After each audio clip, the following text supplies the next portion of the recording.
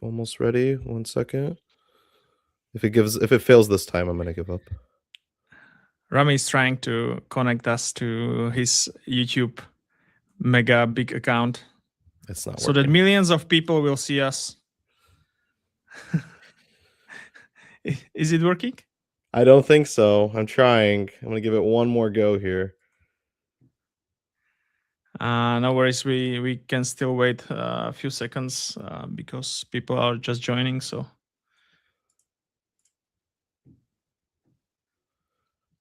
I think we got it.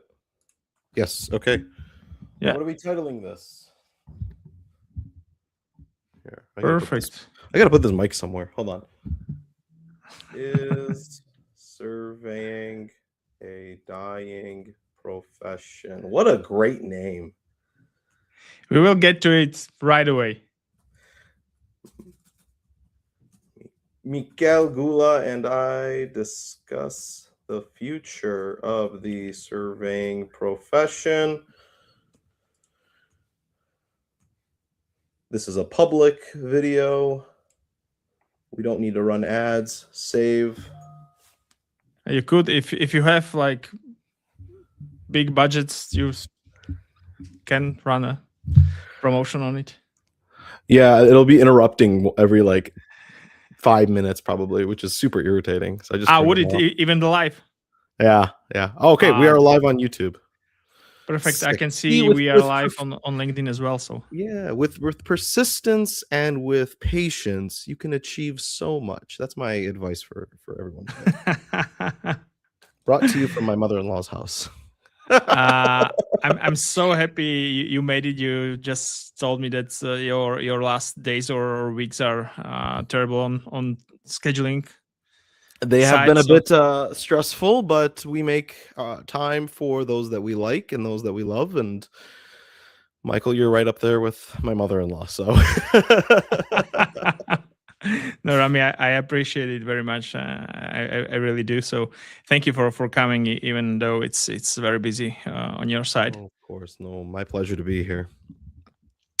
What did you think? Like instantly after seeing my thumbnail that I sent you about the topic for today.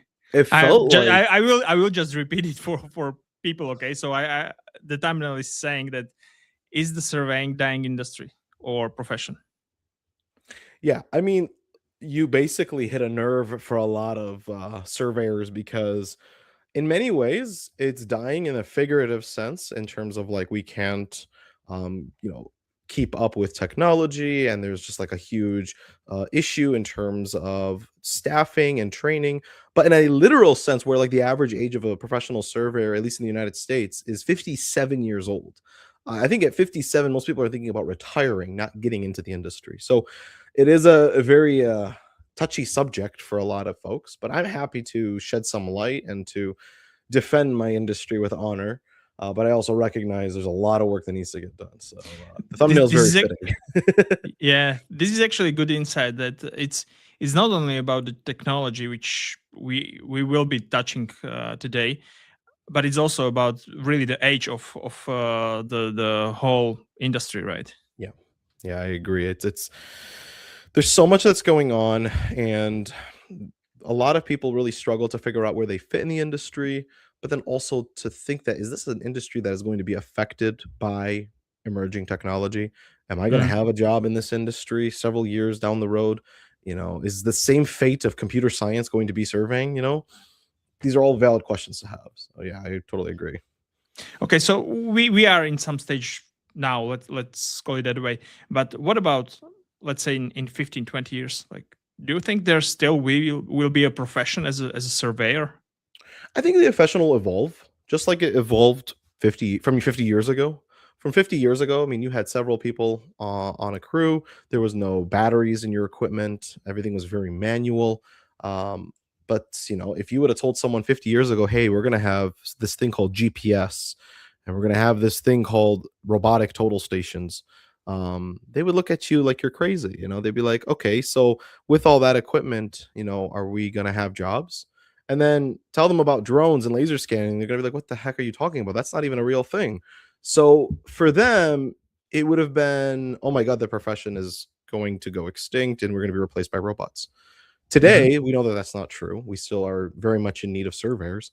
So, looking 50 years into the future, is that same concept and that same idea still the same? I think it's going to be, hey, there's going to be new technology. There's going to be better ways to do surveying, more efficient ways to do surveying. But the role of the surveyor is still going to be very, very relevant. I don't see the profession going anywhere in terms of reliability or a necessity for it. It's still going to be very prevalent. But we have to adapt. If we don't adapt, then you get left behind. And when you get left behind, then you do lose your job and you lose your profession. And so Mhm. that's the scary part is I see a lot of surveyors that are really resistant to change when it's ultimately what we are here to do is to evolve and to grow as engineers. That's what we are at the end of the day. I was listening to a podcast episode with Joe Rogan. He had some AI guy there, and the question was about the radiologists because this is the profession that many experts were saying like this is the first being gone because AI just simply can better read the images. It can better identify, more quickly identify things, and so on. But there is always this human factor. Like there needs to be that last instance that will say, okay, this is this disease or it is not, right? Mhm. So the actual stage right now in hospitals all over the world is that they actually need more radiologists, not less, because they have more patients. They are able to do more examinations and everything. So they actually need more radiologists, not less. Yeah. I'm however, sorry, just to finish the Mhm. idea, because I'm not whether this is the or will be the case also for this profession. I would put it in a context in opposite, for example, to taxi drivers, right? If you ask 10, 15 years ago, like whether taxi drivers will have jobs, of course, there will always be need for drivers.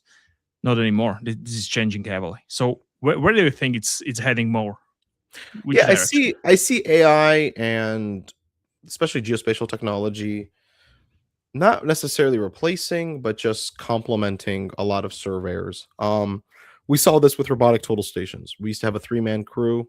One person was the rod man, one was the instrument man, and the other was the crew chief. And so that evolved into a one-man crew that could run the whole thing because the robot could move around and collect data on its own.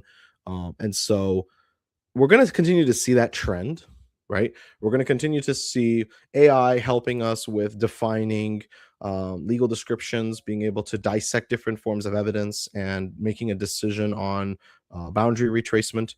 We're going to see AI being able to extract features from geospatial data, so being able to identify, where your curbs, your gutters, your lane markers, your guardrails, all the different assets. When we do mobile mapping, uh, the human element is still going to be there because we need to check it and make sure that it's correct and sign off on it. And we're not going to sign off on something that we haven't looked at or understood. Now, this becomes more of an ethical issue. Like, are surveyors actually doing QA/QC, or are they just depending on AI like the general population is, right? So that is where a good surveyor is going to step in is like, I can identify and do this all on my own, but I'm going to leverage AI to help me be more efficient, be more proactive, get more jobs done. And so who does that hurt more than anybody else? It hurts that population of folks that are basically laboring. They are outside doing the work. There may be technical labor, but that's maybe who's going to get impacted the most because they need to level up their skills. They need to have a better understanding of what it is that they're doing. They can't just simply push buttons and get data and assume it's correct. And well, the professional is going to look at it and he's going to tell me if it's right or wrong. Well, an AI model is going to be able to do that. And so if an AI can do that and the professional is going to check the AI's work, what is your purpose as a field technician or as a labor technician?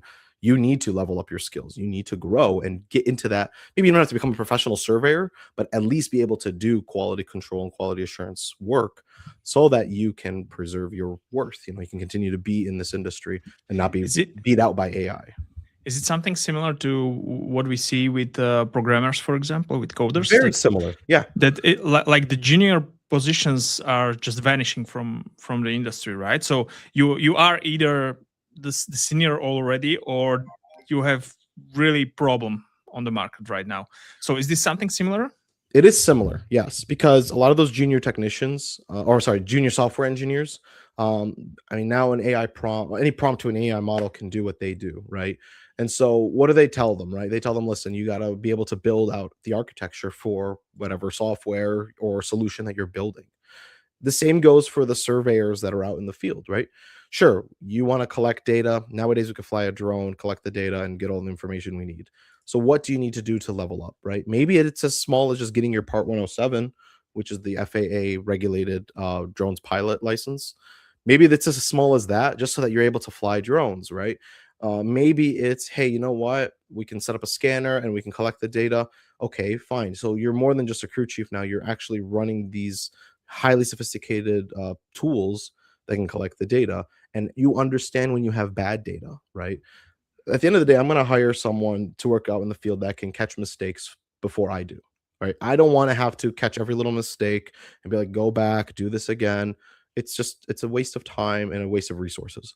So if I have a field member that is very sharp, properly understands what good data looks like. They may not be an office personnel, they may not be a professional, but they know what good and bad data looks like. That could be enough for me to say this is a good hire. This is someone I can depend on and trust. And then when they're out in the field and they're collecting their data, they catch something wrong, they can just give me a call, be like, hey, Rami, we found this, this, and this. We have an issue with, let's say, for example, I don't know, the overlap wasn't correct on the imagery, right? We know that this is going to give us bad results when we go to process the data. We're going to go ahead and fly this again, and we're going to be about an hour late. So Mm. I would rather they spend an extra hour in the field than have to go remobilize them again because I caught the mistake in the office. That's the Mhm. big difference, I think. Mm-mm. It might be actually the case that similar to other industries, that even here there will be actually more jobs because of the AI and automation and the robotics and everything else. Because right now, what I can see on construction sites is that their managers are always thinking like, do we need surveyors right now, or can we do this on our own? Because it's always about the money, right? But if the job is going to cost less and could be done quicker, then I think the decision on the side of managers of the construction site will be even more easy, and they can do just more works which require, or 50% require the surveying Not company. every project needs to have a professional surveyor or even a surveyor from a survey firm on staff. I mean, there are lots of instances where, with construction layout, for example, you can have your general contractor do the layout, right? Especially if it's a small house, where you don't necessarily need a professional to be there to do it. From a cost perspective, they're saving money. From a time perspective, they're not waiting on the surveyor to get to the field so that their excavation can start. And then at the end of the day, the surveyors are busy with their own projects. I turn down most construction layout projects just because it's just not worth my time, right? It's not worth Mhm. mobilizing a team in a moment's notice to make $200 an hour. It just, there's better projects out there that we could be working on that really do need a professional on staff. Mhm. Mhm. So I would rather teach construction folks how to do those types of surveys, not to make them surveyors, but so that they can take care of their survey needs when a surveyor is not available. We are So in going to many ways, touch it. yes, it does create jobs, but it creates more opportunity. Yeah. Maybe one last question to like the introduction to to our Yeah. episode. Imagine Uh-huh. your gorgeous daughter is 18 right now, and thinking about the college. Uh, would you suggest her to go to study surveying Yeah, 100%. still? I would tell my daughter, and I would tell anyone that's in a position that wants to get into this type of industry that it's worth it. There's a lot of opportunity. Oh my God. I used to think that surveying was just construction and boundaries. And when I went to school and I discovered the geospatial industry, I was just blown away. And I've worked in many other industries. I've worked in the automotive industry doing self-driving vehicles. I mean, there's so many avenues that you can take with surveying, right? And it's not promoted, it's not very known by many. But once you get into it and once you go to school and once you start working, you start to find all these great opportunities. So, yeah, absolutely. It's such a rewarding profession. It's a very lucrative and exciting and creative profession. And it's not easy to say that about an engineering role. So yeah, Hmm. definitely recommend Hmm. anybody to get into it. I would love to spend a few minutes with your background and with your journey and history. Do you still like or love Happy Meals? Not so much anymore. But as a 5-year-old, yeah, totally. I know what you're feel referencing. feel feel free to put it in a context. Sure. Okay. So my dad worked for a small surveying company in the 90s, and so it was a family business, and so he was their head crew chief. And so, being the foreign father that he is, he was like, "I'm gonna take you out into the field, and you're gonna hold this tape for me." I think they may have missed a measurement or something like that when they were out in the crew, so he had to go after hours, and so he took me with him, and basically he was like, "Hold the tape right on one end, and I'm gonna pull it. Don't let the tape move." And so I think he was measuring a building or measuring a sidewalk. I can't remember now. So, anyways, this was my first day on the job as a 5-year-old. Sorry for this job. We call this like do me a zero. I don't know if this is an idiom in English language or not, but in Slav language, if I translate it, we call it do me a zero because you are holding the Holding 0 the point. 0. Yeah. Yeah, no, I mean, it was I mean, shoot, I was a little kid, but, like, the concept of he is measuring something, right? He's trying to figure out how long something is. That was my first, like, immediate thought into the surveying industry, which is exactly what surveying is we're measuring stuff, right? So, and then for compensation, he took me to McDonald's and he bought me a Happy Meal, which was, great because I actually earned it and I realized what the value of earning something is. So, maybe there were some child labor laws that may have been broken, but Yeah. A bit of he, an he illegal journey, but hey, you got to start somehow. exactly. So yeah, I mean that was my first taste of surveying, and he eventually went on to start his own business when I was a teenager, and of course he employed me to go work with him because I it was have met your dad. 2008. He's a wonderful guy. I have met your dad Oh in yeah, he liked you too. during Intergeo. Yeah, thank you. How was it growing by the surveyor dad and you basically starting from 5 years? So you must have been learning like the whole Yeah, life, no, right? So so he loves being a surveyor. I mean, he came to America with no education, no real background in this industry. He just was trying to make ends meet, found surveying through construction, and he was really sharp, really good at math, really good at problem solving, and he's a field guy. Like he loves being outside. He just adores being outside. So it was a great fit for him, and we'd always see him come home with the truck and the equipment, and he smells like outside. And so that was like my earliest memories of dad coming home from work. And my mom always taught us, like, when dad comes home, he's had a long day, you run to the door and you give him a hug and you say, "We're so happy to have you home." So this was like the values, the Middle Eastern values that were instilled in us, right? Like you drop everything when dad comes home and you greet him at the door. So these small things really played into, the kind of, father he was. And then in 2004, he was starting to realize, like, I really want to do more with my career. I don't want to just be a crew chief. I want to become a professional. And so he was a part of a distant learning program at Michigan Tech University. So this is like before online education became like a real thing. They would send the VHS tapes to the local community college where we lived, and they would watch the lectures that were happening in Michigan Tech, which is like a 12-hour. It's 12 hours away from where we lived. So he started taking these classes, and he started, actually getting his degree. And in 2007, he graduated with his bachelor's degree. And so I was there. I attended his graduation. It was a big, big moment for our family. Like, dad went to college and got his degree. He was 48 years old. Like, can you imagine, like, how it's just incredible to hear, like, a man in his 40s went back to school for his family and to improve his career.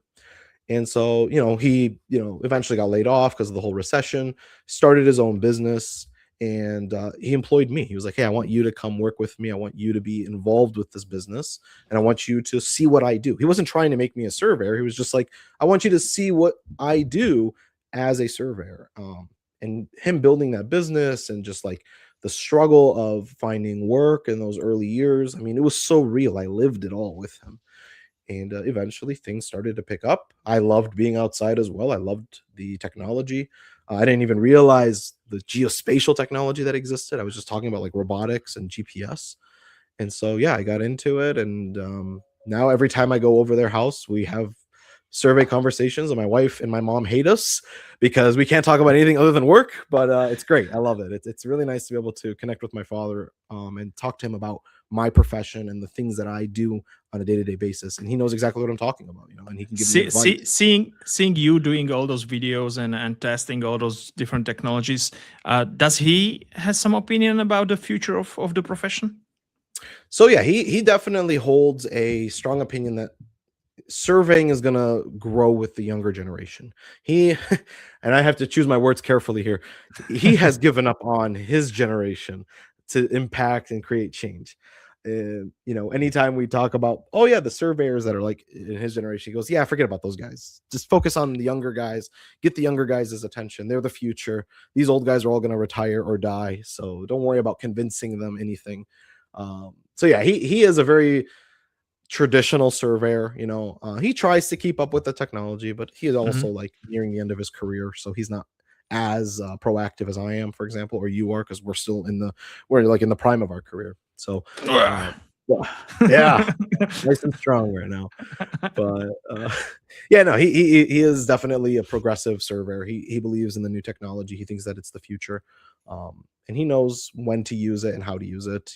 That's another big thing. He knows the importance of accuracy and to use the right tool at the right time. It's actually really great that he's aware of the situation among his generation. I remember this very vividly, and this is actually my favorite story back then when I first bought the RTC 360 from Leica, Yeah, and I was at this conference that was done by a local distributor of Leica products, and there was a whole presentation during the whole day about the GNSS rovers, about the poles, about basically standard surveying equipment. And then just before the lunch, they started talking about the 3D scanners, about laser scanners. Everybody started to talk about what they're going to eat during the lunch and what they are going to do during the break. And I was like, oh shit, guys, you have no idea what's happening to you. Like you have zero idea what's gonna impact you. So that was my aha moment when I understood that this generation is fucked. it is if you're gonna just lean and depend on those who don't care. I think if you're not going to take a stance and not take on some level of leadership, yeah, I mean, you're going to basically fall in the same puddle that everyone else is in, and you're going to think, oh, that's all there is, and there's not much else we can do. And you have to be proactive. You have to get interested and engaged with this new technology and figure out how you can leverage it and use it for your work. I think it's very similar to like this older generation of doctors, for example, which uh, they were like the patients were coming to them during their whole career, right? Like 30, 40, 50 years, patients were just coming. So there was like zero need for getting better, for making their service better, for education, for learning more. But everything is changing and they just are not able to keep up with it, right? So the younger generation is just going to probably reshape the whole industry or profession. And that's totally fine. I mean, it's happened before. It'll continue to happen where new generation, depending, it doesn't matter what industry you're in, the new generation is going to redefine how things are done and how they progress. The issue is the handoff between that older generation and the new generation. We're Mhm. finding, at least in the survey industry, the old generation really struggles to adapt change and to hand off responsibilities and to hand off just, you know, basic under basic man, my phone needs to stop ringing. The basics of, standards, right? And I mean, I've talked to plenty of older surveyors and they're all talk, right? Oh yeah, we're going to do this, we're going to do that, we're going to allow you guys to get involved, we're going to allow you to make some changes. And the minute you start to stand up and say, okay, I want to do this, I want to change that, that's kind of when they start to say, oh, okay, hold on, sit back down. You just got licensed, right? You're not ready for that yet. I have 40 years of experience, and so once I'm done, then you can think about doing something. My other thing that I really have a big gripe with is like when older surveyors complain about, we need more mentorship. We need to find a way to encourage younger surveyors to get into the industry. And so, shameless plug here. I'm like, hey guys, I have an entire community of people getting into the industry, of people trying to learn surveying. It's called the Survey School. You should look into it and maybe we can do something together. And then it's like, oh, you actually have a solution? No, we'd rather just keep complaining about the problem, right? We don't want to actually solve it because then we don't have anything to complain about. And again, it goes back to the whole, well, you've only been licensed for a couple of years. Like we've been licensed for half a century. What do you know? And I get to a point where I'm like, you know what? I don't need to change their minds. I take my dad's advice. You don't need to change their minds about how things are done. Just redefine it yourself, right? Keep building your school, keep building your community. Have people follow you, take that leadership role and don't depend on them, because the minute you start depending on them and you start showing them that, hey, I can't do anything without you, well, you really are going to do nothing. Mhm. So that's why like I make content and I have the W- school, and we have I'm not been waiting for doing anybody this. to tell me to do We it. have been doing this way for 30 years. What do you know? You're right. I don't know. That's my answer. I don't know. You're right.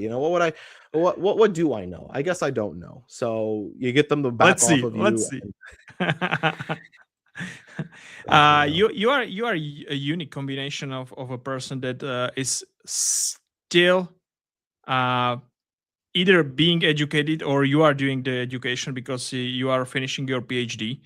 Yeah. You do have your own community in surveying school, and if I understand right, you are still in the field. Like you didn't just give up No. on I surveying. just took a new job actually. So as of February, I signed on with WSP, and I am one of their geomatics project managers. And I mean, it's a fancy title, cool position.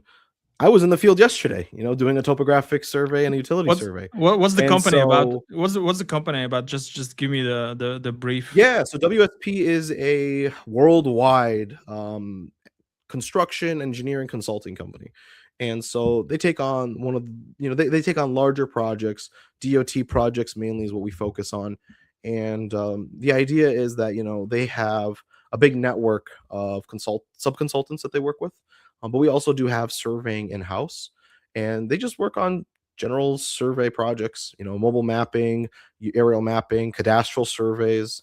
And so for me, I've worked in small companies. I've worked on my own. I've done consulting on my own. I've worked with my dad, but I've never done like large multi-million dollar projects. And so this was a unique opportunity for me to get into that world and to learn more about it. But at the same time, use my skills and use my knowledge to help them grow their internal teams. So where I live in America, in the Midwest region, we don't have anybody, right? So when I was talking to the VP in the Midwest region, he was telling me, he goes, we need to build a survey group. And so consider this an opportunity for you to build a team to help support the work that we get, because right now we're just subbing it all out. If we could work together internally with the existing surveyors that live in other parts of the country, we can actually build our own team here and continue to support the engineers and the other professionals that are in the company. It's an 88,000 person company. I think 26,000 of them are in the US. Mhm. So there's definitely a lot of surveying and geomatic work that gets subbed out, that they would rather build a team internally to work with. So for me, it's like project management, team building, large scale operations. Like there's a lot there for me to learn and to be a part of that I just couldn't do on my own. And Is that the was where I was like, I am still in the learning phase.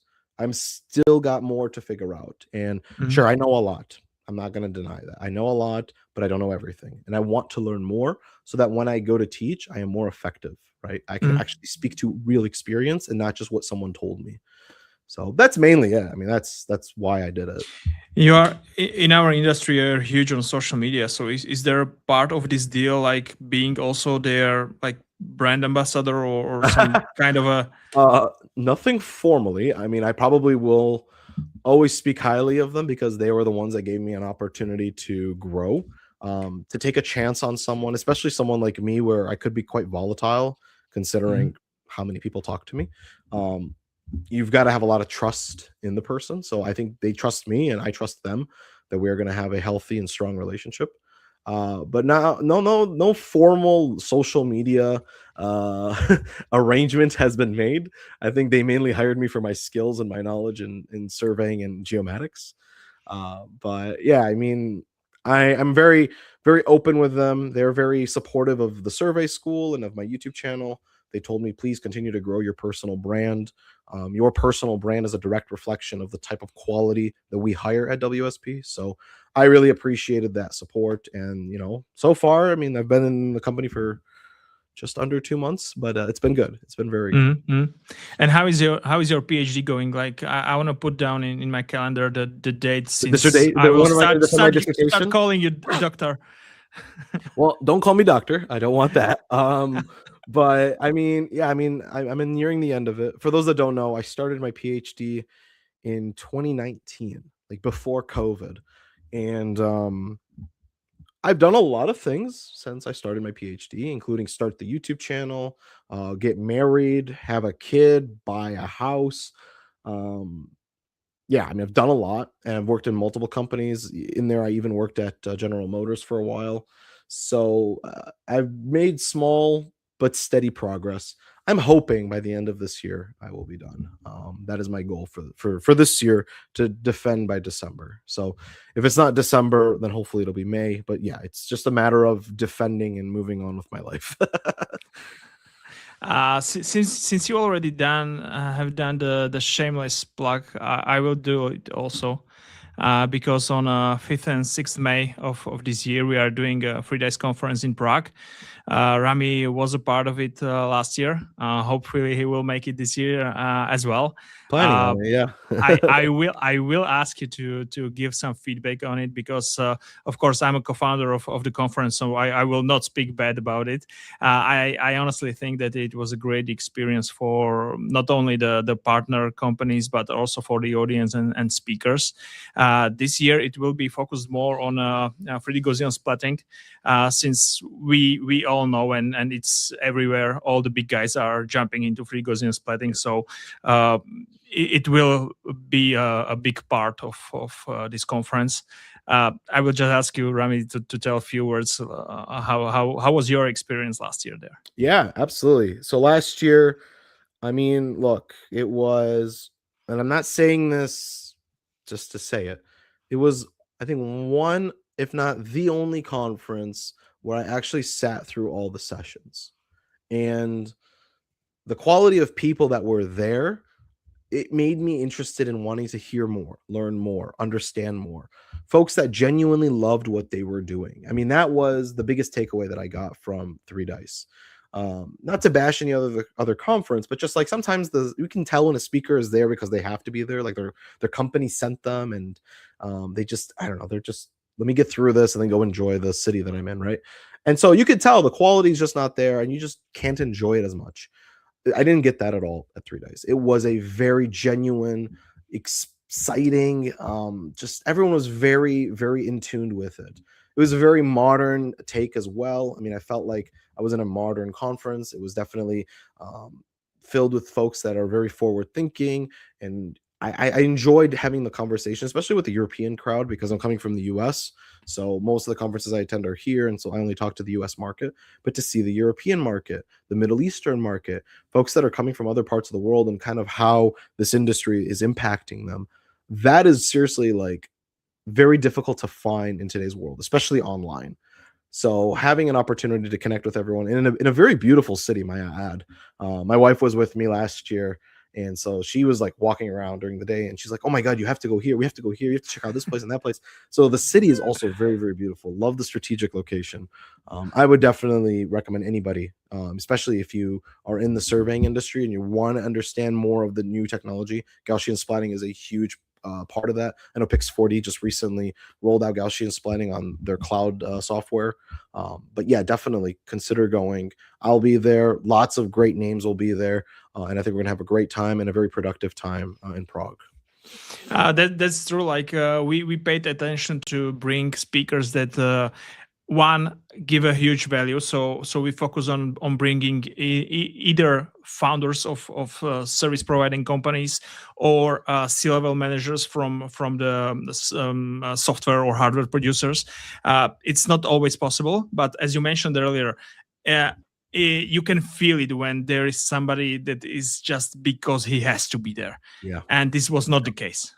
No. Right. No, So not. almost everybody that was there because they wanted to, and they were enjoying the networking sessions and just getting all the information and trying to pick up as much brain as possible from everybody else. You know, the thing that I really liked is actually learning what everyone's doing, right? And trying to understand the nuance of their work and trying to figure out, okay, how did they do it and why did they do it, and the adventure and the journey that they had to go through, and the softwares that they use and the hardware that they used, all the little detail and nuance. Like, you just can't get that with a LinkedIn post. You can only get that when you sit there and listen to someone tell a story, right? Hearing about Barry's projects and how he was able to, basically recreate an entire museum virtually. Seeing, Ted work on bridges and reconstructing these bridges, again, just like incredible. It's genuinely Pete Kelsey with the Alcatraz. With Alcatraz, yeah. Again, it's just great stories and great way to fit everything in and just see how this industry is impacting the world. That's what I said. Every session, I sat through every session, and it was incredible. I loved it. Perfect. Just last thing, if you guys planning on coming to Prague, only few last days for getting tickets at the early bird stage. So make sure to go and grab yours, and we can continue with our discussion. Let me take this opportunity to. One second. Let me take this opportunity to. Hi everyone. Refocus my camera here. I'm not in my. Okay, so I'm not in my studio. I'm in my mother-in-law's house because I'm driving back from Minneapolis to Detroit, and it's just a very, very long drive. It's like a 12-hour drive. So I was like, let's do a pit stop here. My wife was like, hell yeah, let's do a pit stop. So we're here relaxing in my in-law's house. And I told Mike, I was like, I am not going to reschedule this. I'm going to make this work. I'm going to bring all my gear with me and set it up and make it work, because I'm always on the road. I'm always working. This is love, guys, so that you know, this is love. Yes, this is true love. The things I would do for you, Michael. Thank you so much. Rami, can you just briefly walk us through the difference between surveying and geomatics? Yes, absolutely.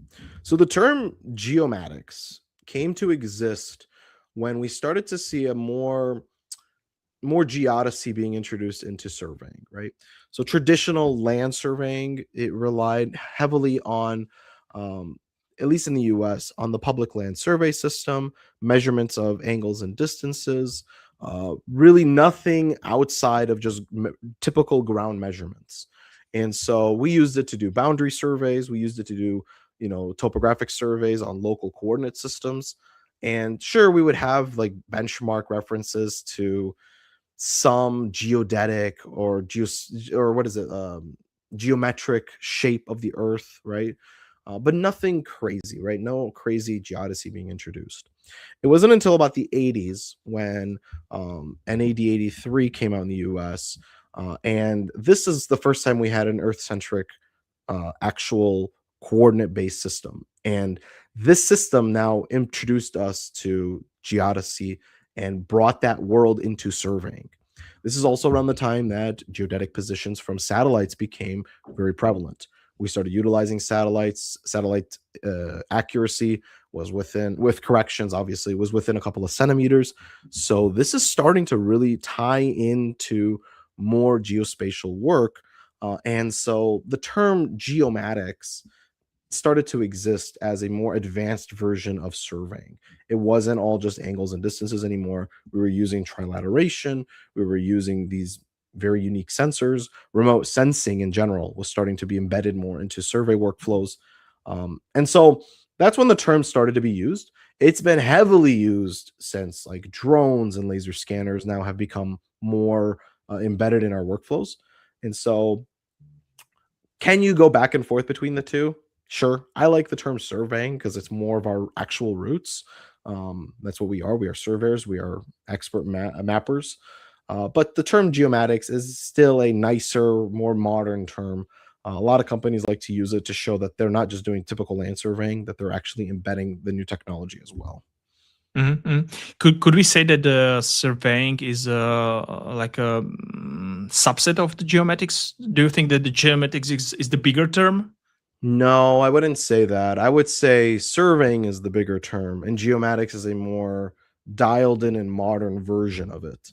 Um, I even saying subset isn't correct either, because to say I am a geomatics expert makes me think that you understand land surveying. But to say I'm a land surveying expert, I won't dismiss the fact that you may know what a GPS or GNSS observation is. So it's it's hard to explain. I didn't put too much thought into it, but just from the understanding that I have is that geomatics is just more advanced version of land surveying, and land surveying in and of itself has evolved too. So, um, yeah, There is that I didn't want to put you on the spot. No, you're good. It's actually nice to think about because I never really thought about it. But the idea behind this is that I've been consulting some companies about their marketing and so on, and I always see that they are trying to come up with new namings for things that are just this way. They are always trying to come up with new names and with new like definitions of what they do, just to sound very clever and very modern and everything else, right?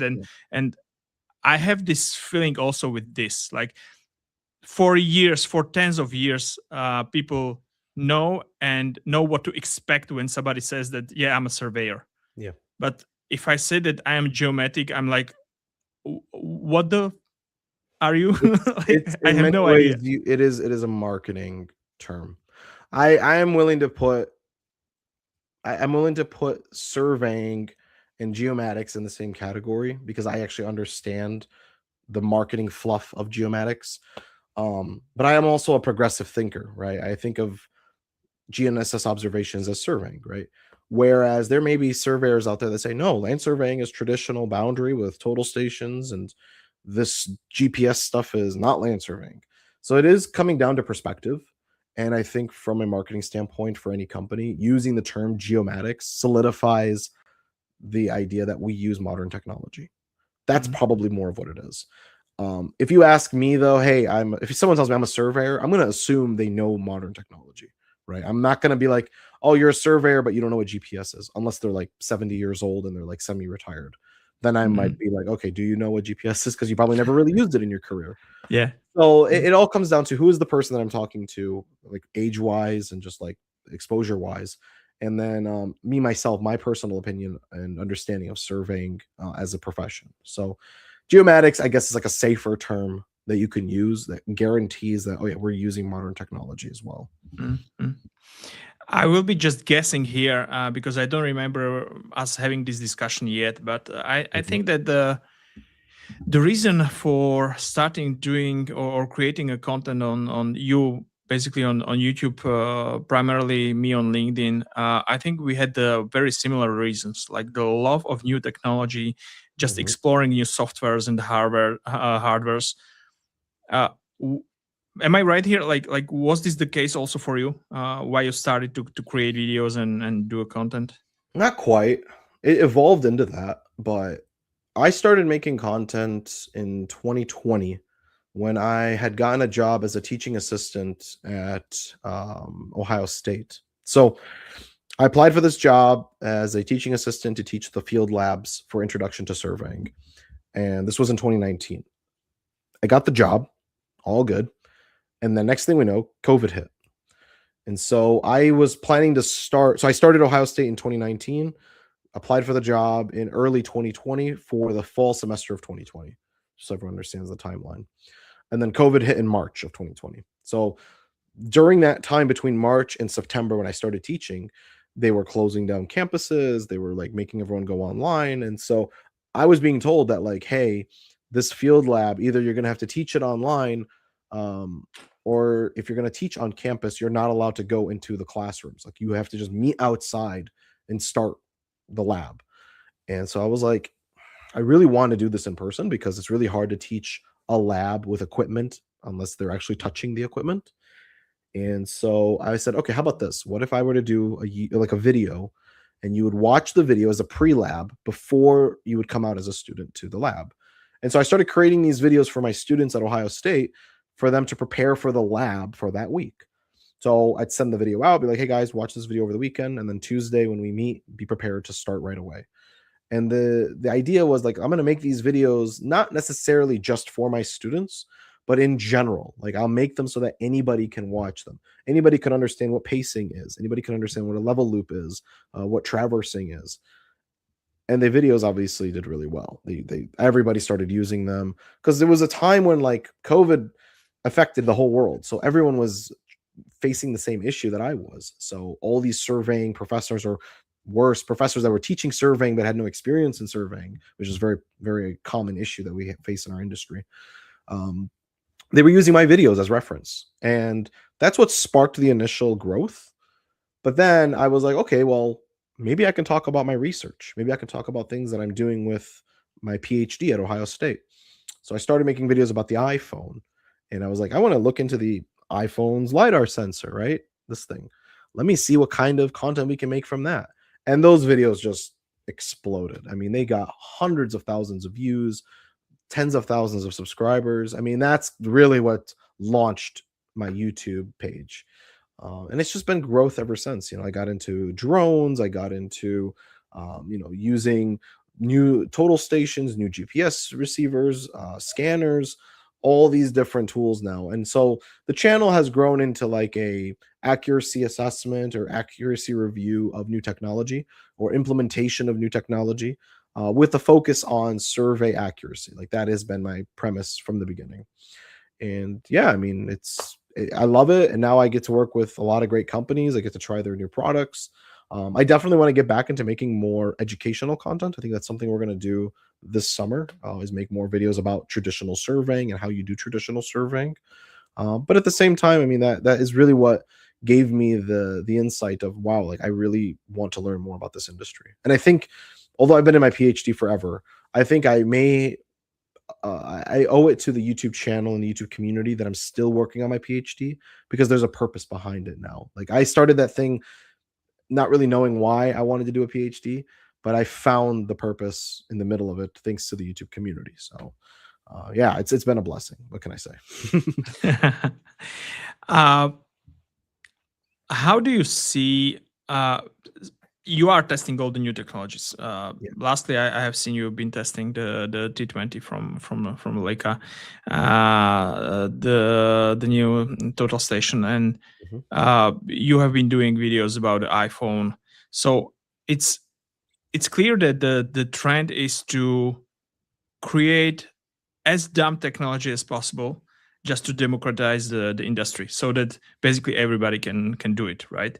And I remember even some companies having that as a claim, like everybody can scan now. What do you think about it?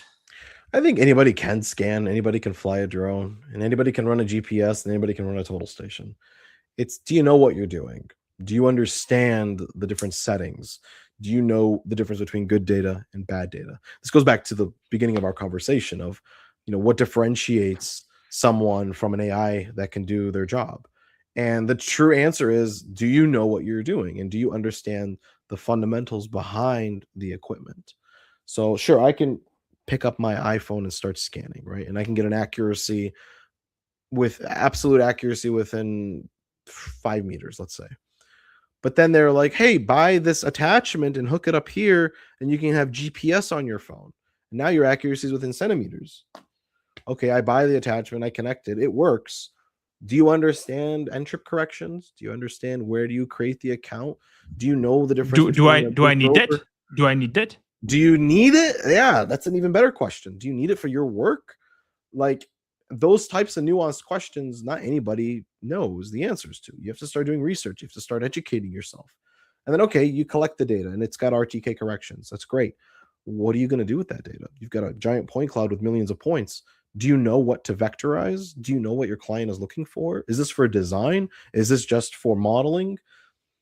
All of these small little things that, unless you have a community of professionals that you can go back to and talk to and better understand what kind of product you have in your hand. Okay, you scanned it. Congratulations. Now what? You got to make money with it, right? And so if you don't know how to do that, it's a useless point cloud, right? That's what I always say. Point clouds are useless unless you know what to do with them. And we already mentioned that the traditional surveying is far from using point clouds. So if we are speaking about the generation like 50 plus, like the majority of them would be lost also with the point clouds, even though correct. they have 5 years degree with the surveying. You can go to a old school surveyor and tell them, hey, I did your topo that you asked me for. Here's the LAS file. Yeah. And they're not even gonna know how to open it, right? They're gonna be like, how do I bring this into Civil 3D? You can't even do it anymore. You used to be able to, but they took that feature out.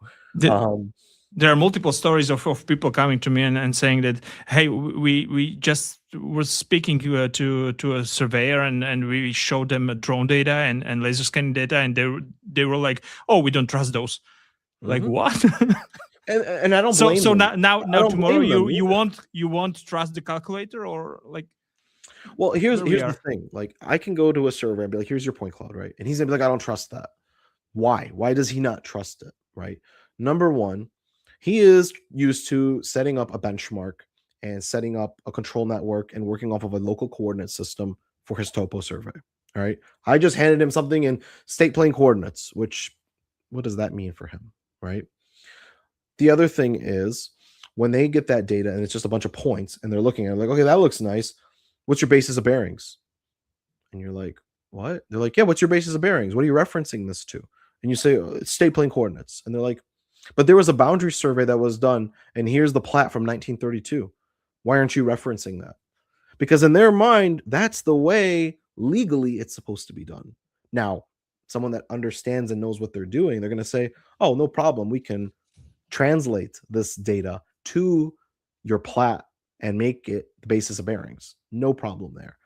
So I don't need to wait for that client to tell me that, right? I should just do it.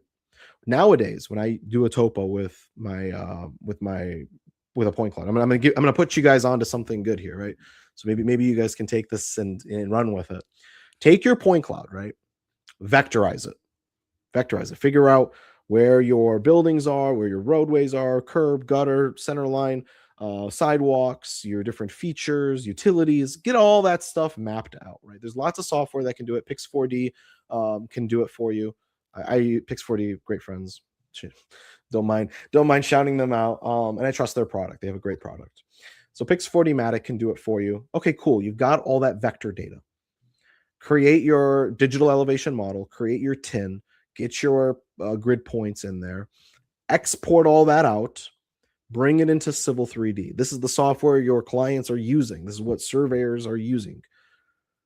Translate and move everything to their local coordinates. What's their local coordinates? Doesn't matter. X and Y and Z, doesn't matter. It's the basis of bearings of the original plat. So if you are using, if you have a lot in a subdivision or lots in a subdivision, use the bearings on that plat. If it's a meets and bounds, okay, what is the bearing and distance of the section line that is being referenced to their actual survey? Use that. Rotate your job to that. They don't care about the coordinates themselves. I start at 5,000, 10,000 local coordinates. Nobody cares. They care about the rotation and the basis of bearings. They want to make sure that their local north is oriented correctly because they're going to drop their boundary into that. And when they drop their boundary into that, it better fit. Now, your coordinates might be off. That's fine. You can always move it. The rotation is the most important, right? Very important. Get that vectorized data to them.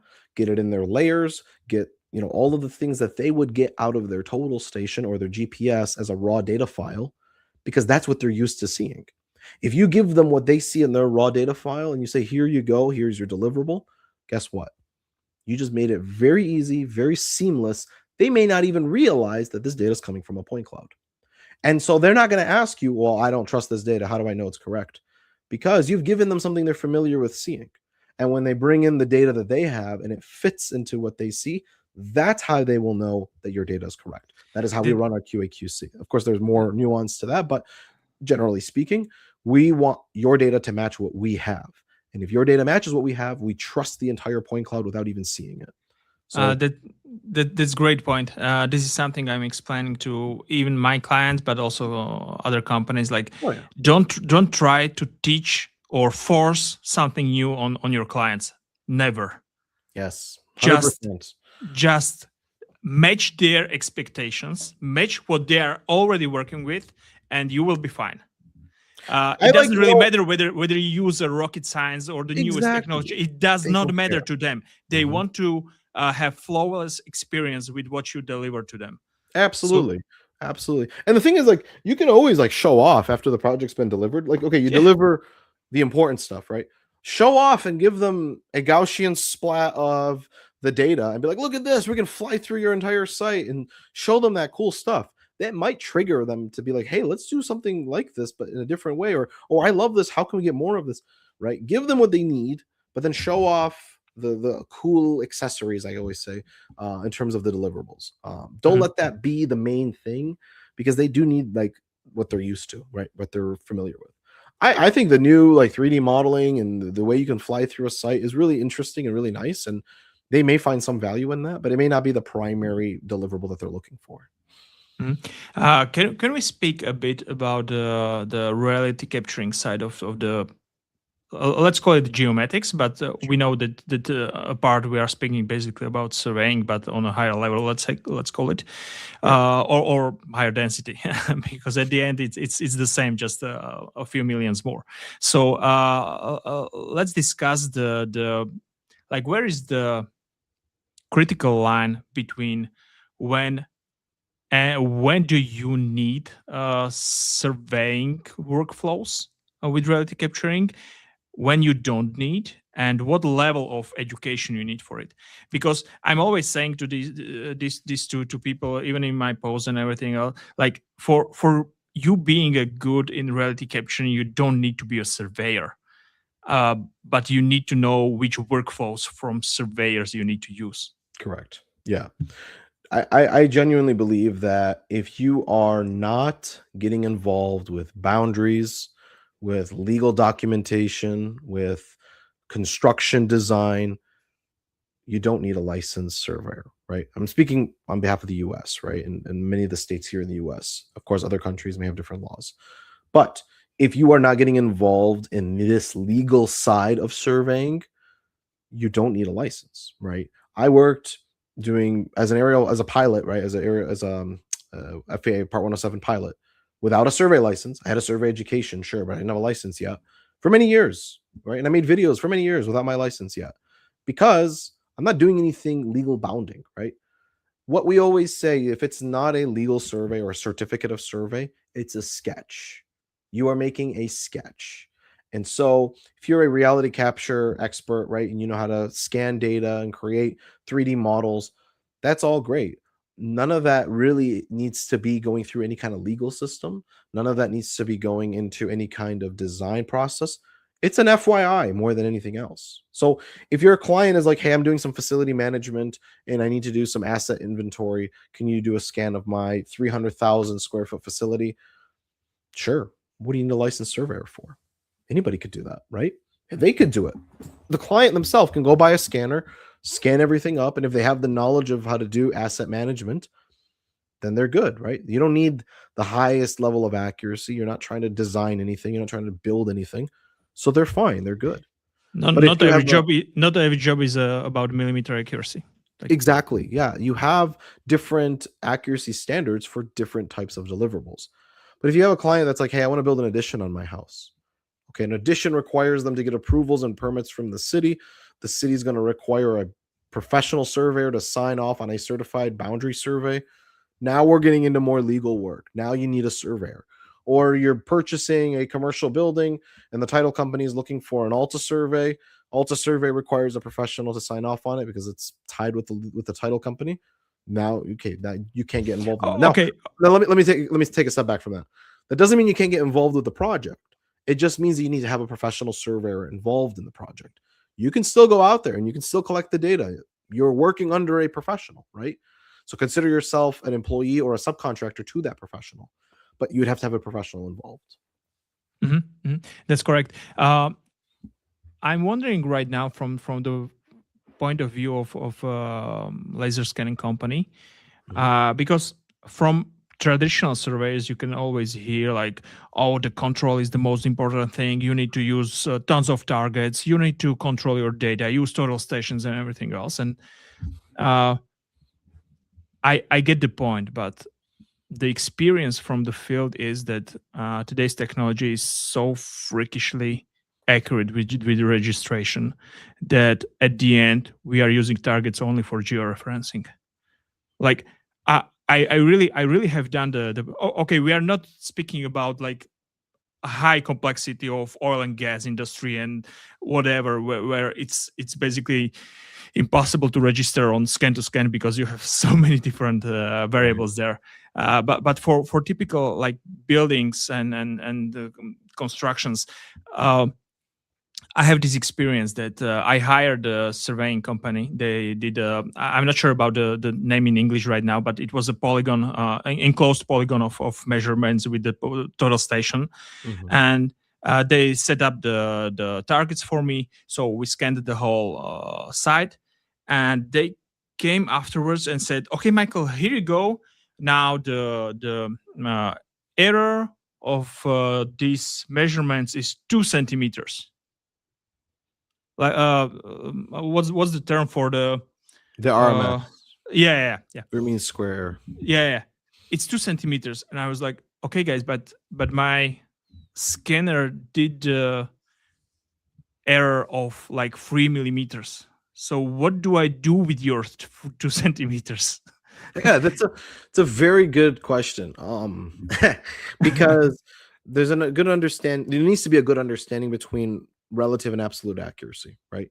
So, like you had mentioned, are we just using these control points to georeference to get good absolute accuracy? Look, at the end of the day, how good of a technician are you? How good of an operator are you? If you know exactly what you're doing and you follow the protocol and the procedures of your equipment just like it was designed to, you could hit 3 millimeter accuracy. That's very, very possible. When you start to measure relative, we're now speaking about relative accuracy. Relative accuracy. Thank you for clarifying. This relative accuracy. If I can take a measurement from one end of the site to the other end from different scans that were registered together, and then I can take my total station and shoot one end, turn an angle, shoot the other one, and get within 3 millimeters of accuracy, then I have followed the protocol and the procedures to a T. I'm willing to bet most people have not.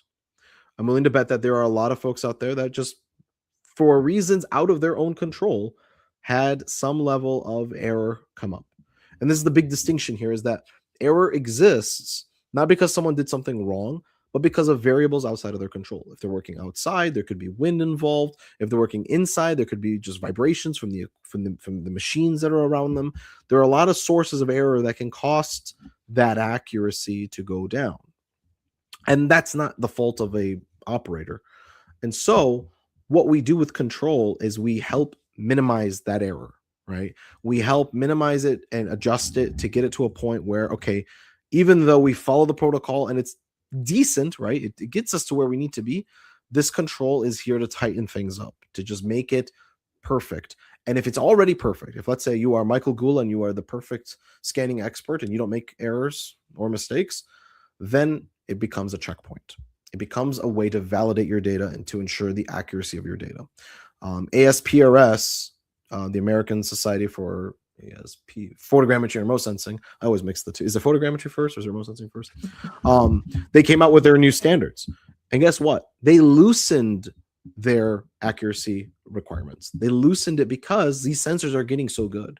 These sensors are getting really, really accurate, relatively speaking, that they are reducing the need for an intense check process to ensure that the data is meeting ASPRS standards. So that is pointing in the direction of, hey, innovation is really good, technology is really good. We don't need as much control to check our work. We're always going to need control to check our work. We just don't need as much. And that's just a testament to how good it's getting.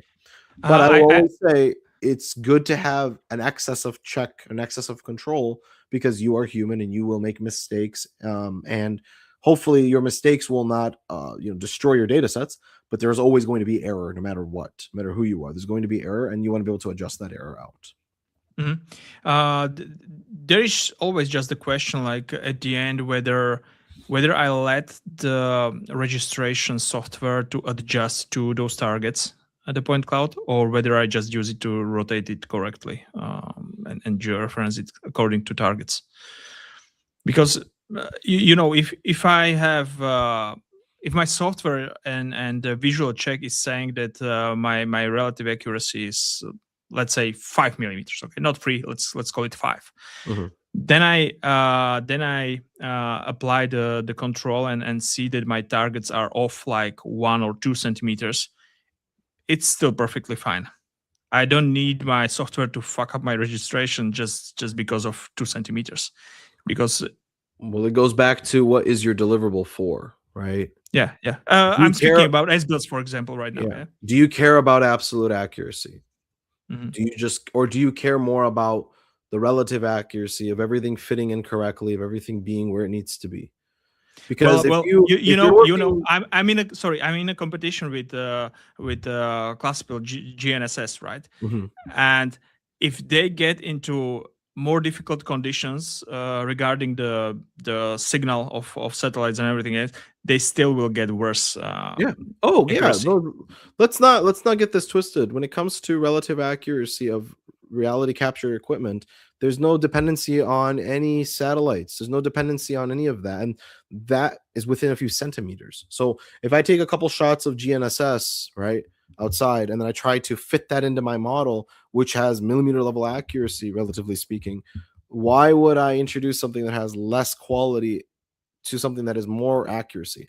Unless I need that absolute accuracy. I need to reference it to a coordinate system, in which case you get to your dilemma of, do I try to fit all of the control or do I pick one point and just rotate and translate everything to that one point? And that comes back down to, what is your deliverable, right? What are you trying to achieve? If over a long period of time, the problem with total stations and terrestrial scanners is that they compound their error, right? The more you use it, the more setups you have, the more error compounds. Whereas GNSS receivers, each observation is independent of the previous one. You could use it all day. The accuracy is going to stay the same, versus something that you're going to be depending on multiple setups with, which will continue to compound and increase the error.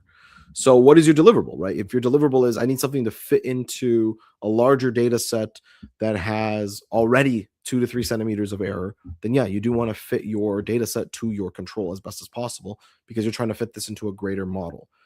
But if you are, hey, I need this to be within a few millimeters, I don't really care if I am shifted in terms of coordinate system, then no, just pick one point so that you're close to where you need to be and call it a local coordinate system. That would be the perspective I would take, as a professional. It all depends on what my deliverable needs to be. I think this is quite clear in terms of terrestrial laser scanning, but let's move it to SLAMs, because since we are speaking about the accuracy, and we can see tons of new companies coming with the SLAMs, all are using basically one of 3 top producers of the LiDAR technology. So they even look like the one product. So the real difference is only in algorithm and UX UI experience with the software and with the support and everything else. But what's your opinion about the SLAM? Do you think that it is going to take a bigger portion of the market of reality capturing, or do you think that TLS will still dominate it? TLS will still dominate. I think SLAM has its place, right? There are a lot of applications where it doesn't make sense to have terrestrial scanners set up. It's just a slower workflow. and it would just make more sense to be able to use the tools of something handheld with an IMU and good estimation of trajectory. Um, but the problem I find with SLAM and what continues to happen is the algorithms that are used are not as reliable as a traditional setup with more stability. You're basically introducing new sensors into the equation. And while IMUs have gotten really, really good and they're really good at calculating our trajectory, it is a relatively compounding error. The more you use it, the longer you go, the more error will accumulate. Um, if your goal is to just map out the corridors of a tunnel or an underground passage or something, and you don't really care about the accuracy of where it fits in the real world, then fine. It's probably okay.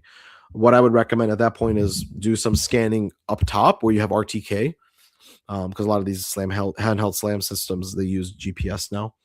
Get some RTK positions up top at the beginning and end of your site, go down underground, use your SLAM, use your trajectory estimation, get to the top. Usually now what's happening is they're finding the points when you go back up to the top and then matching it and then adjusting everything so that it fits what was measured when RTK was existing. Um, it's probably enough for what you're doing. But if We you're like, no, I need to accurately map down there and I need to be able to use it as a survey based data set, then you got to run a total station down there, establish relative control, and then set up your terrestrial scanner and hit every single one of those targets. we both are heavily on the marketing side of the things as well. Yeah. And what I don't really like is that all the SLAM companies are trying to compare themselves to TLS in terms of the speed. Okay, they will say, oh, we are accurate enough, but we are much faster than TLS. What I can see is a big risk. I just had the client that they decided to create their own team within their company because they have multiple sites and they want to scan it on their own. And they were already like just before signing contract to buy a SLAM technology for this. They have zero experience with scanning. And I said, those guys, don't do this. Like, don't do this. You are new in this field. You have zero experience with scanning. Just buy an entry-level TLS. Yeah. Do it this way because I can always help you with the TLS remotely. Okay, because I can see your registration. I can tell you go to this place and do another scan. But helping you remotely with the SLAM, oh, that's gonna be terrible. No, it's a different technology. There's a lot more sensors, there's a lot more variables in play. And if you're a beginner and you're just getting into this, I mean, sure, the marketing for SLAM sensors and the cost has just gone down dramatically. It can really attract someone to go that route. But like you just said, I mean, it gets you to a position where it's like, I can't help you because there's so many things that could go wrong. I'll give another analogy. And it's a human factor. It's a human factor. Yeah, of course. It's really bad. You have to be very our first assumption is that you're doing something wrong because you don't know what you're doing still. Yeah. But I'll give an analogy. So I'll use IMLIT as an example. IMLIT has multiple GNSS receivers, right? And so they came out with the IMLIT RX, and now they have the RX2. The IMLIT RX is a network RTK GNSS receiver. That's it. It connects through Ntrip. It gives you corrections over the internet, and it does nothing else. It is not a base station. It does not log its positions. It is not going to connect through a base rover network or base rover connection. It is just network RTK through Ntrip. That's it. Why? Why would I buy that when I can spend $1,000 more and get the RS3, which has tilt compensation? It's got base rover capabilities. It logs my data. I can do PPK with it.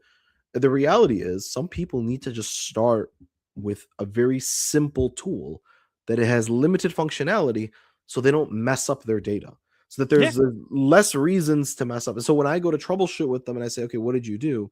And they said, well, I have the RX. I immediately can eliminate 50% of the problems that could exist because I know this device doesn't have the capability to do any of these other things. So troubleshooting becomes a lot easier. It helps me train new people a lot easily. a lot more easily.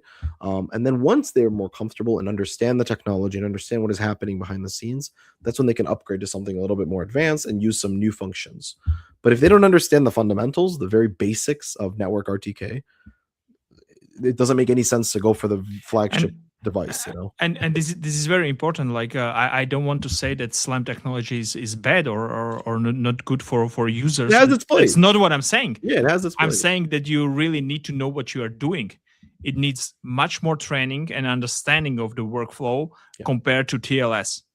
I Yeah. could teach a monkey to TLS a building in 20 minutes, but you cannot teach somebody to use SLAM on a 30,000 square meters industrial plant. No, it's, and that comes down to educating our audience, right? We make our videos and we make this promotional content because we are trying to educate everyone and help them understand what these tools are for, when they should be used, and when they shouldn't be used.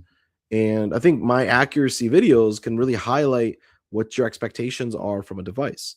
And I use sites that are relevant to that device, right? I don't use my iPhone to go map a 20,000 square foot facility, right? It's not the right place for it. But a small little building outside where I have good RTK connection and I'm close up to the building, yeah, sure, why not? That sounds like a good spot to do that type of work. Mhm. So that's our job online here, is to educate everyone and help you better understand when you should use these tools, when they're good for you. And we don't work for any of these companies, right? We have the only affiliation we may have with them is they paid us to promote their product. That's it. But we don't get paid to falsely advertise their accuracy. We don't get paid to put down anybody. I refuse to do videos where I compare different sensors unless they're coming from the same company. My job is to help you understand the different types of sensors. I don't care which brand you buy. You know, they're all the same. So, Mhm. yeah. I want to touch also a bit of this influencing or brand ambassadorships. I always love our discussions about this. We have Yeah. been together on several panels and some private discussions as well, and it's amazing. How do you see the market with influencers on social media regarding our field? I'm not speaking about cars and brass, but I'm really asking about the 3D industry, about reality Yeah. capturing. Yeah. I mean, I think that it is really important that we uphold the the integrity and the reliability of products that are hitting the market, right? There are a lot of products that, hit our market and they want us to promote it for them. And I'm happy to try everything and I'm happy to give my opinion about most products. But the reality is we have influence. People watch us and people see what we have to say and they make major decisions in their business based off what we have to say. So it's really critical that we know what we're talking about, right? It's really critical that anyone that is in the influencer space has the proper knowledge and experience. And I'll go as far as saying education. It doesn't have to necessarily be traditional education, but the knowledge and experience and education to talk about this and to understand that your word has a lot of impact on a lot of people in the industry. So you and I, we've been doing this for years now. We have definitely seen our fair share of good products and bad products, and good workflows that help the industry and tried to promote that. But at the end of the day, I am promoting the surveying industry, right? I want people to get into surveying. I don't want to make a single dollar if it bothers, so let me phrase that. I don't care about any money, right? I don't, I mind doing it for free. If it just means more people will enter the industry, right? And that's what I did in the beginning. I wasn't getting paid in the beginning. I was doing it for free because I was trying to help students understand surveying and I just wanted more people to enter the industry. So that is our primary objective here, is to get people into our industry, to get more folks, you know, involved, because we need more people. Our industry suffers and it needs more young talent and more smart people to help innovate and to help grow and to help us continue the profession so that it's not a dying profession. Have you seen recently some like new upcoming stars in terms of creating some nice content in our industry or? Upcoming stars. I've got one in mind, and he's been doing this for a minute. But I think he's brilliant. I think he is very smart, very knowledgeable. If anyone has found the third dimension, his name is, oh god, I can't remember his last name, but Shay. Yeah, I know who you mean. Gosh, what's his last name? No, I gotta get this right. Yeah.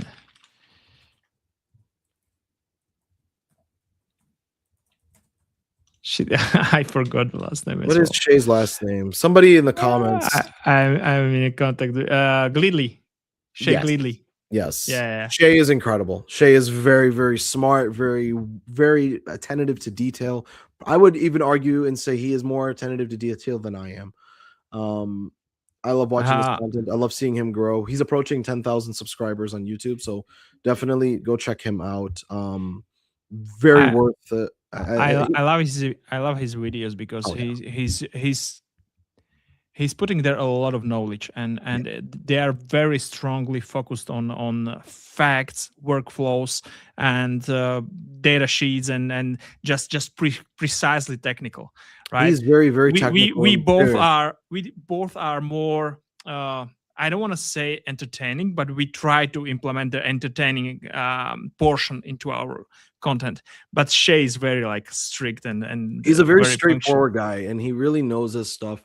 And not all of his content is super, super technical. He just put out a video showing you how to install a permanent control point using concrete and rebar.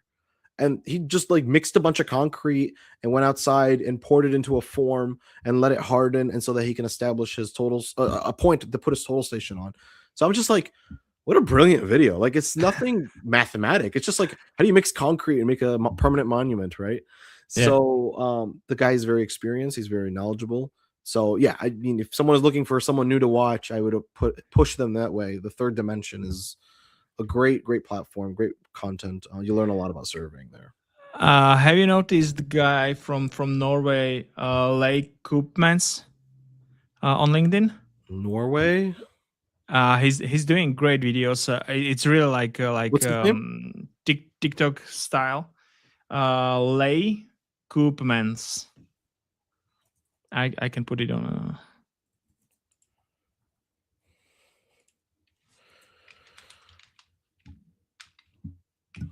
Yeah, you'll have to send that to me. I will put it here on the. Yeah, this is his name. Lei. Oh, I spelled it wrong. Okay. Lei.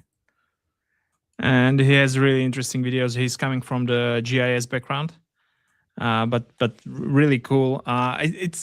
He's actually showing where this will go, like, because we are trying to do this educationally and to do this with the technical background, but he's trying to explain our stuff really in a TikTok way or YouTube Shorts way, and it's really cool with the great energy he's putting there. Well, that's what you need. You're promoting this to younger folks, right? And so young kids are on TikTok, they're on Instagram, and they're like just scrolling mindlessly. And the minute they see something interesting, like I don't know why, I'm obsessed with these guys that 3D print board games and they turn them into books. And so it's gotten me like, wow, I want to kind of get back into 3D printing, and like, because this one guy's made a very interesting platform where he's 3D printing board games into books. And so for our profession, we need to do the same thing. We need to make short content that just is a gateway into our industry. Just showing a 3D model or showing someone using a total station while it moves around or having a robotic dog walk around with a scanner on its head. Like, these small little, like, I think they're kind of just novelties, but in many ways that could be enough to get someone a little bit interested to see more. And then they start to find your long form content. Here's a shout out also to Shay. Yep. So sorry you forgot your last name, Shay.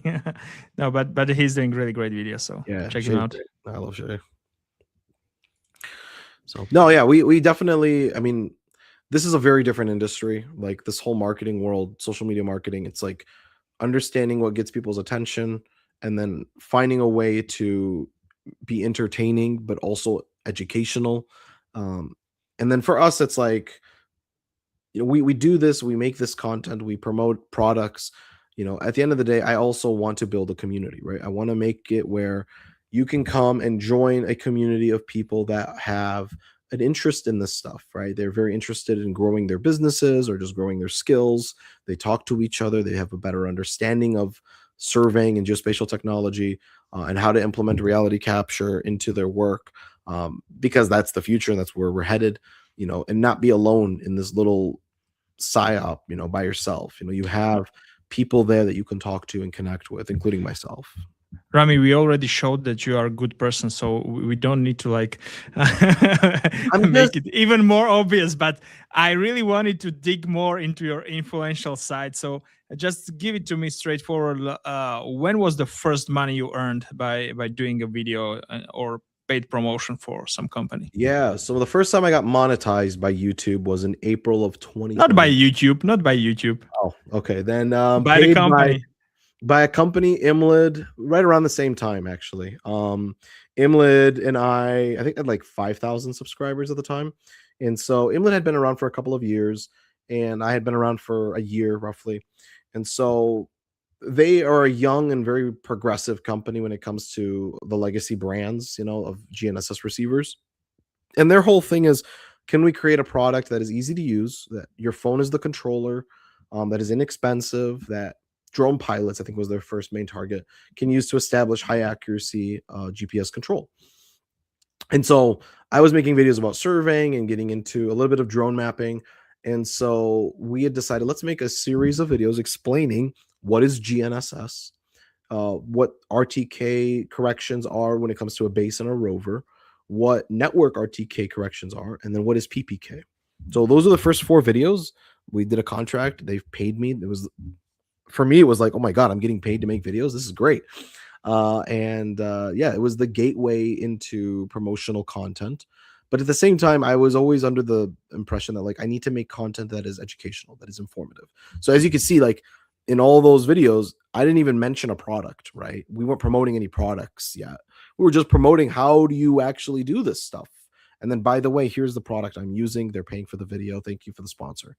But you could watch that video and then go get a Leica or a Trimble unit and do the same thing, right? Yeah. The science is the same. It doesn't matter. It's just Imlid wanted to promote the profession, wanted to promote this information through my YouTube channel. And You could because have everyone's used promoting it, they're any giving me the product. you could have used any other producer, but since Exactly. this one was happy to promote and sponsor this episode, why not? Exactly. I mean, I have a relationship with Leica, and I've done GNSS videos with Leica, right? It's not about the brand, it's about the technology. It's about what can we achieve now with new technology, and how is it done, and what's the science behind it. That's Mhm, truly like what I mhm, go for. mhm.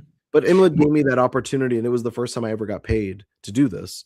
And so the YouTube content will always be free for the viewers. And I think people understand that like I need to get paid to be able to maintain a schedule and to be consistent. So for them, they understand that and they're okay with it because the content is free for them and they can learn for free on YouTube. Mhm, mhm. What would you suggest to somebody that like is really heavily thinking about going into a content creation and hopefully one day get paid for it? What would you suggest them? I would say if your intention is to get paid, you're going to be disappointed, right? Um, That's not what they want to hear. I know it's not what you want to hear, but I give it to you straight. If you're gonna do this because you want to help people. Do it because you want to educate people, because you want to make resources and you want to improve the industry, right? That's why you do it. You get paid if you can get enough views and get enough attention and help companies reach customers.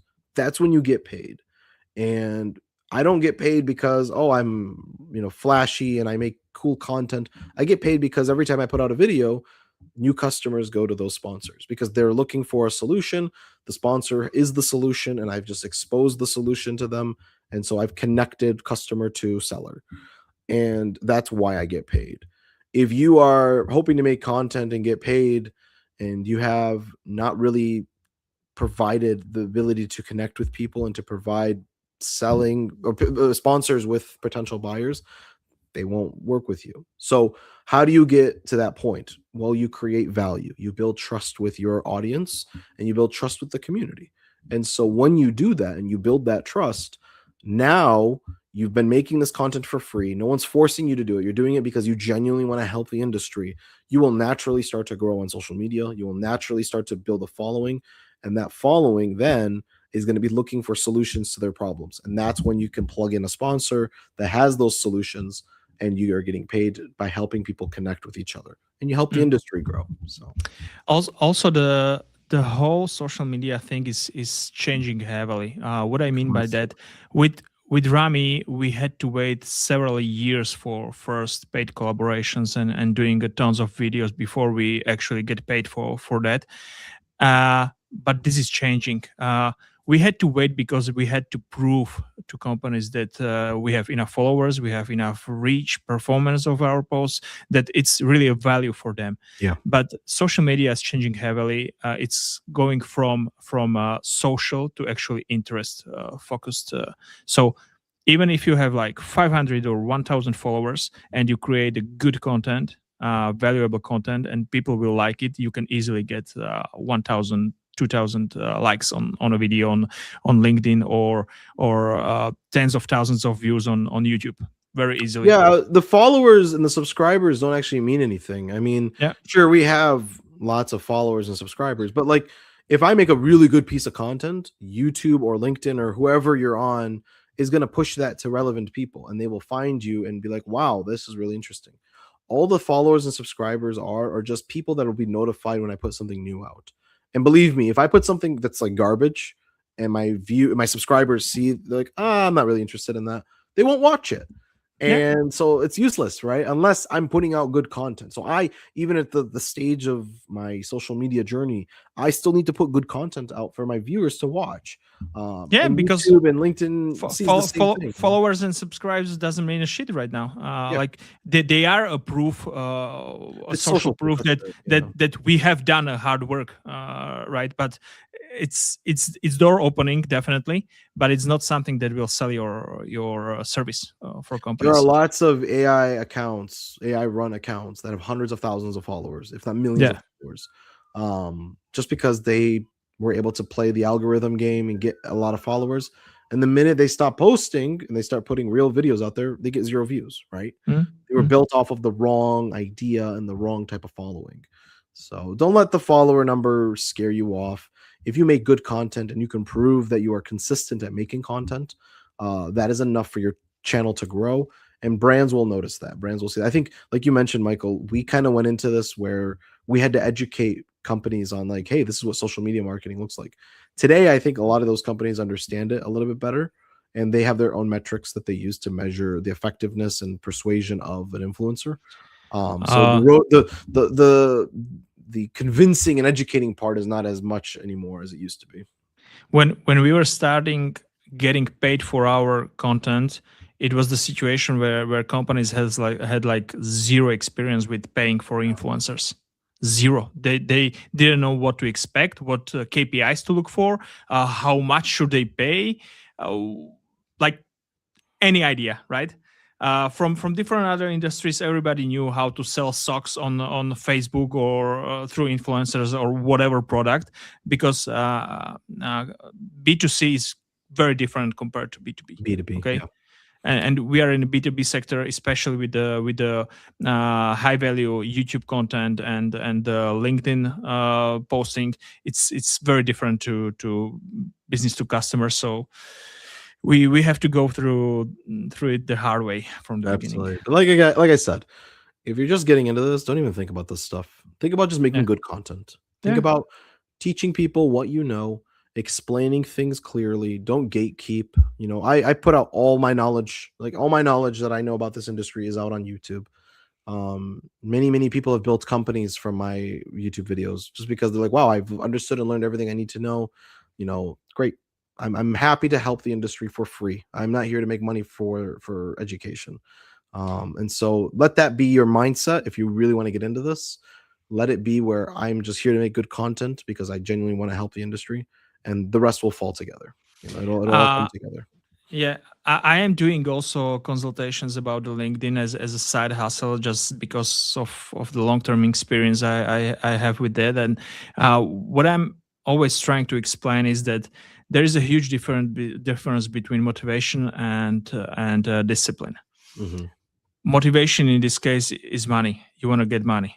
If you don't get money, then you need a discipline, because you will have to do the content even though you are not paid for it, Correct. even though you have a lot of bills to pay and everything else. But the consistency is the king on social media.